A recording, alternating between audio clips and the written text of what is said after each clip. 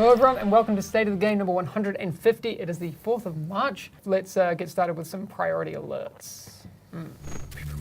So there's a few bugs we're investigating and that sort of thing. Some of the game crashes on PC. It's likely related to some DX12 issues, so if you are experiencing those, just try DX11. That might help you in the meantime.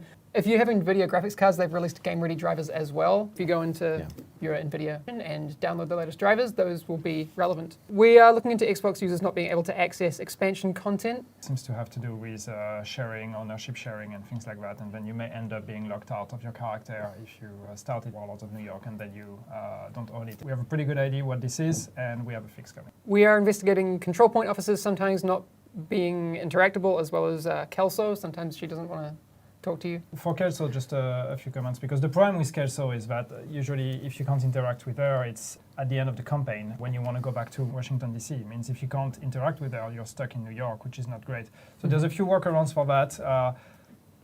Relogging is one of them, or otherwise if you have a friend that is more or less at the same stage, joining your friend, replaying the mission can also help you then being able to interact with her again. We have a fix, we're working on fixing it. But until that comes, if you're stuck, you could try one of those workarounds, and for most players, it seems to unlock them. The echo things that people were experiencing on day one, those are all gone? The Echo 2 and Echo 7? Yes. Yeah. What were those? It was a profile issue, had to do with character save and some did infrastructure thing, but to be honest, I don't understand. But the smart people there understand and fixed it. Safe House community leader interaction, that was fixed. And if you are still experiencing issues there, do let us know. The main offender has been fixed, which had to do with population in the safe houses. For most players, it should work. We have heard of still cases where it can still happen, and we are looking at those. We have an idea of where that comes from, so we are working on extra fixes for it. And if it happens to you, again, work around either relogging or fast traveling out and back in should also potentially help you interact with them. Kina acting odd with the EMP. Echoes not being interactable out in the world. The Bullet King exotic light machine gun doesn't drop from the Rikers final bosses. Stats not showing on some masks. There was an issue fixed where interacting with a control point officer would crash when in hard global difficulty. We are currently looking also at Dark Zone loot and vendor items, the quality on those. But just to be clear, that's a balancing thing. Updated exotic item power from several sources where they were too high. Probably more, but these are the most important issues we are looking at and trying to get fixed as soon as possible. So I want to talk a little bit about seasons, because obviously people are, the quick among us have already hit level 40. There are some things that you can already see in the game. Yep. Right. There's a few elements, So during season 1, there are 5 targets to hunt down. 4 targets and then the prime target, which is the main enemy you're going after. Yeah. So speaking of the prime target, we actually have an image to show the thing. Okay. So Jupiter. As you see on the screen, I mean, the cool thing coming with season is that, and that's not all of it, but that's the main wrapper that we've talked about, it's that Manhunt. So it's similarly to what you see with the killer Manhunt in the main campaign. When the season starts, you have a brand new complete Manhunt that starts with new targets and new things to accomplish to actually go after each one of those targets and then eventually the prime target. And each one of those comes with their own backstory, their lore, and their motivations and all of that. So all of that is connected to the story of the main campaign. There's a whole bunch of new lore and new characters. In the fight with the prime target, we've talked about this before, there will be a unique skill mod you can earn. So the EMP sticky bomb mod, right? Yep. The season officially starts on Tuesday, and this will be Neptune on the left there is the first target that you're going to be hunting down. And to hunt Neptune down, so this is the list of all the activities you're going to have to complete. So to locate Neptune, basically you have to complete all those things in these different name zones until eventually you force Neptune to show up and go face that target. Now, is there any other considerations that people need to know about that? Obviously there's a bit of lore in there that they can check out. How long do they have to defeat Neptune? Is there a time limit on it? So you have the whole season. So basically every 3 weeks a new target becomes available. So of all these targets, every 3 weeks one target becomes available. But then you have the whole season to do them. So even if you show up at the end of the season, all of the targets will be available and you can do all of it. With the first target and with each target for 1 week, we also have a special event that comes with the target. And so that's going to be basically double XP on all the season activities. So everything that you do that is part of that list of activities you need to complete will give you double XP that contributes to your season progression, but also to your shade levels. Yeah, So it's that's worth 1 week of double XP. Yeah. I think it's worth every 3 stating weeks, as well that people are jumping into the game now and like, oh, cool, that means I can level from 30 to 40 really No, quick. that's just for seasons. Yeah, and seasons are only available once you hit level 40. We actually have some video footage to show you of that skill mod in action. Yeah, okay, so, okay, well, there you go. Yep. That looks cool. I really like that. Yeah, I mean, it's going to be especially good against, Black Tusk, which of course is going to help you in legendary missions as well. It's going to help a lot against a lot of the new kind of tech and tools that the Rikers and the Cleaners have. So I think that this fits it nicely, this little hole that we left for gameplay, this kind of highly mobile, easily usable EMP. Yeah. This, And that's going to work in PvP as well. that's what I was just going to say. That's right. Also, the detonation seems instant, or potentially instant. Is there any delay from when the bomb attaches to something to when you can detonate it? It doesn't look like it. It's like the same as the. Yeah, You detonate it to the thing, and then you. It's the same as Yeah, the, same as the regular explosive, sticky. yeah. But there's not like Yeah. a cooldown before you can explode it. You can target other player skills and Yeah, then really chances. turn things Yep. around. Okay, good. We've already seen agents getting into the level 40 version of the Dark Hours raid and completing it. We don't quite have confirmation yet on if the PS4 group came in before the PC group. Good question. People are talking a lot about game share. There have been some issues I know on Xbox. I've seen that come up. I do have. Chris did say to me earlier that it's being looked into. I don't actually have any answers on what is happening there.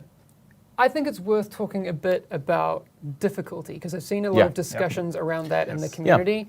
Absolutely. And people I've noticed in chat as well Yeah. are asking about like TDK and stuff like that. Fundamentally, right, with the Gear 2.0 changes that we've made, we had to like pretty drastically really like rebalance all combat, right? Yeah.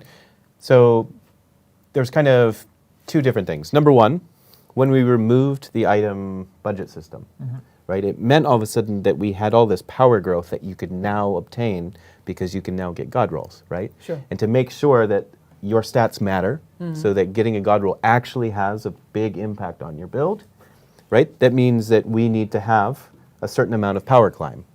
Basically, now what our difficulty levels do is they're of course a test of skill. So how good are you at taking cover, shooting, aiming, timing, tactics, etc. Yeah. But it's also a measure of, well, actually, how good is your gear? Like, actually, how good is your gear? Yeah. Like, how good are the rolls?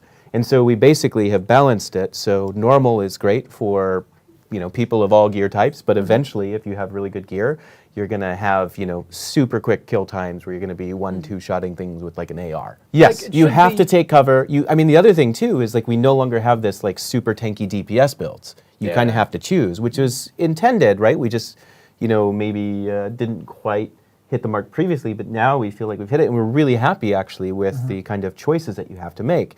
So the end result is if you have really good gear, you can play challenge. If you have like awesome gear, you can play challenge and it's going to feel basically like normal.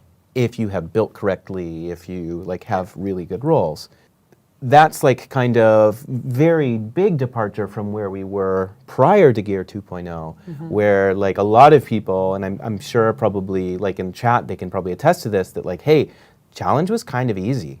Yeah. Like it became just like a joke in the end if you had anywhere decent of a build. It's true. But that's never been the intent. Challenge, as the name implies, should be challenging. You should have to take cover. You should have to use tactics. But what it means now is that probably the majority of players are going to have to spend a little bit more time on hard mode getting better gear before they can make their way to challenge. And then from challenge to heroic, it means they have to have really good gear or they just have to be a phenomenal player. Yeah. That's kind of the journey, and that's different. Yeah. And I know it's going to take some getting used to. Right? Sure. And I know, like, if you are playing, you're like, hey, I'm just going to go and play heroic right away or challenge right away, and you don't have the good gear, they're going to kill you super quickly, and you're not going to be able to kill them very quickly. Yeah. So it's going to feel spongy, it's going to feel lethal. It's really that conflict of habit of before Yeah. Warlords of New York, where you could do your solo your challenging missions, and it would take 12 minutes to do it, and I mean that was fun, but that was a challenging, you would never play a hard or normal version of it because challenging was the difficulty you would go after. So that's just, this habit of like now trying to go to challenging and finding it very different. So I think, I think it's just that you need to get used to. Also, I would say it's still very early. I mean, the expansion came out like 2 days ago. So I think, we need to give it a bit of time for all of that to settle, for people to get used to the build, the Gear 2.0, the building system, for the new builds to actually show and people find, the combinations and things that work. And then, there's going to be a moment where, of course, we're happy to take a look at it and see if we landed where we wanted to land.